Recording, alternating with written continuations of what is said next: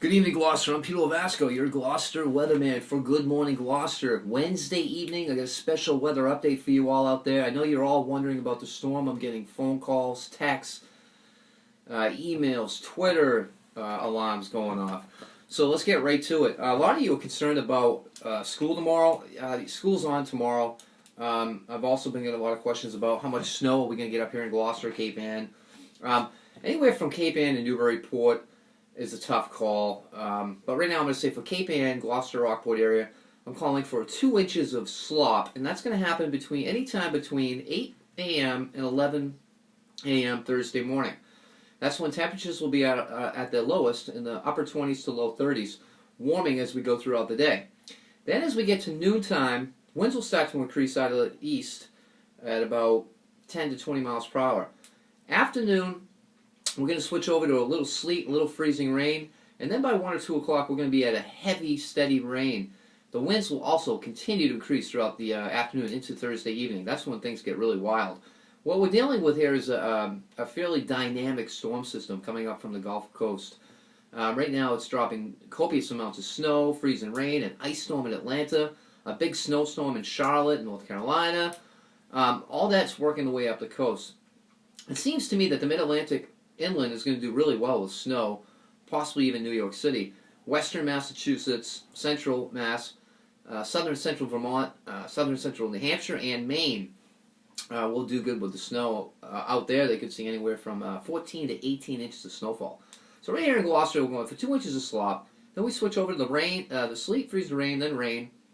And that'll all happen after about 2 o'clock. As we get to about 4 o'clock in the evening, winds will really start to crank out of the northeast, 30 to 35 sustained, and we could see gusts approaching 50 by 5 p.m. Now, as we get later into the game, 7 p.m., the storm system is going to be coming up towards Cape Cod. What's going to happen is that storm system is going to go in between our benchmark and Nantucket or Cape Cod. I think it's going to take the middle run and go right up over the canal and just south of Falmouth, Massachusetts. That puts Cape Ann on the northeastern side of the storm system. That also gives us more of a fetch off the ocean and allows more time for the winds to build, as well as high tide will be coming in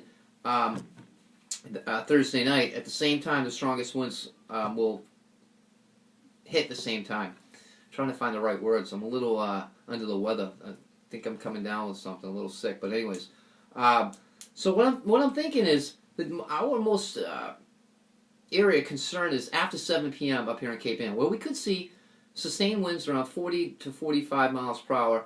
And even without a strong high pressure to our north, we're going to see gusts over 65. I wouldn't even rule out a gust to 70 or 75 miles per hour up here in Cape Ann.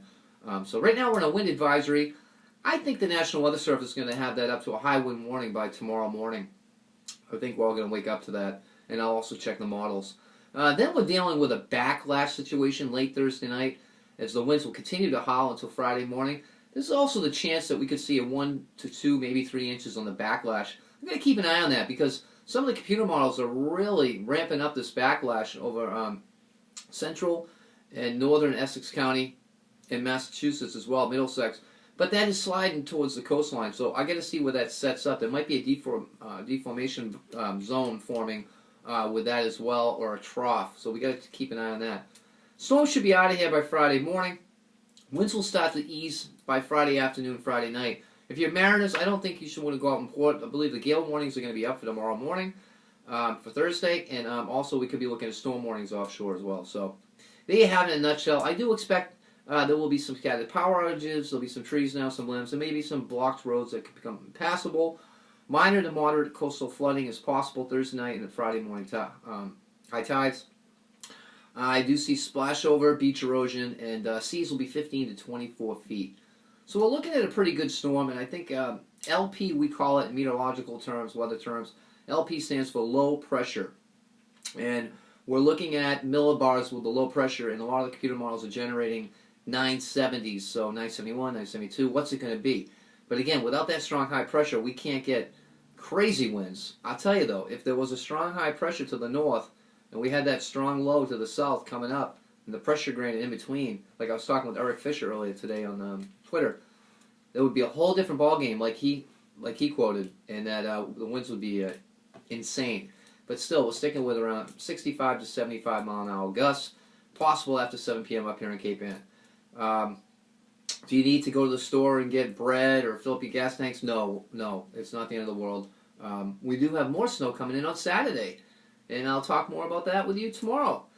Look for live reports tomorrow night with me and Marcy down Good Harbor Beach. Feel free to come by and say hello. For now, I'm Peter Lovasco with your special weather Wednesday night forecast for Good Morning Gloucester.